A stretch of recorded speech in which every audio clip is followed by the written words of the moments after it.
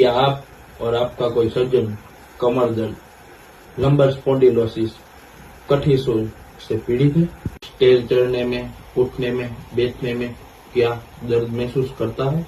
नमस्ते, मैं बीआरसी की टीम से डॉक्टर सुजल चामड़िया, तमन्ना क्लिनिक, आयुर्वेदा हॉस्पिटल, मोरबी, गुजरात से।